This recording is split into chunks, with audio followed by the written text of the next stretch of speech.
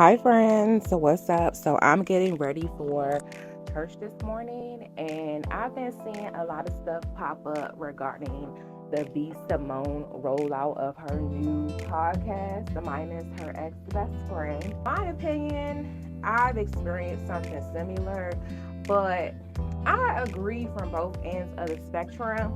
But what lost me was the shade. First of all, I watched the both of them, but everything that I've watched Meghan actually do, because she's been doing more blogging since the podcast ended. You know, she started her own channel and she's been doing more. I haven't seen anything like pop up left and right with Simone. Like everything I've seen Meghan on, she has spoke gracefully. Even this most recent interview when the Dear Wifey, I don't know his name, but the Dear Wifey podcast, the guy asked, you know, can you speak on your friendship and about would you rekindle your friendship? All she said was no.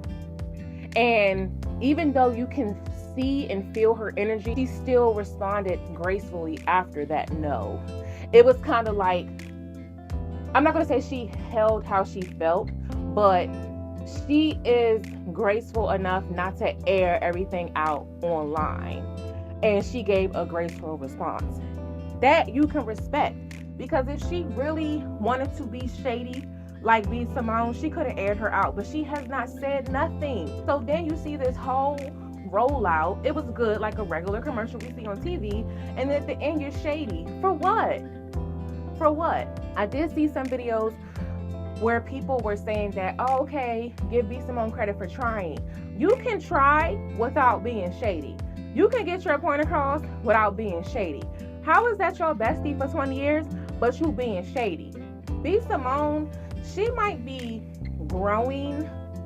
She might be what they call a babe in Christ. You are discovering Christianity or discovering the Lord. You're starting to build a relationship with the Lord. You're starting to acknowledge it. You're starting to grow, but you still rough around the edges. Why you gotta shade? Like, she can get her point across without being shady. She could get her point across without having shady marketing. Video itself was marketable without you being shady. So if you really are trying to walk with the Lord and love the Lord like she's professing that she does, her marketing would have needed to do without the shade being present. And then you can get your point across gracefully, just like her friend has been doing, without being shady and messy, as a person that's growing in Christ. You know, I don't want to get on here and be quoting all these scriptures and stuff, but even I'm not perfect. But one thing that holds dear to me is the word says, be angry but do not sin. So you could be angry, possibly a little shady, this and the third, but do you have to display it publicly? You could be all that, but it says do not sin. So it's like, come on now, y'all. It's like I give her credit for growing and trying, but she didn't have to put that shady spin on the back of it.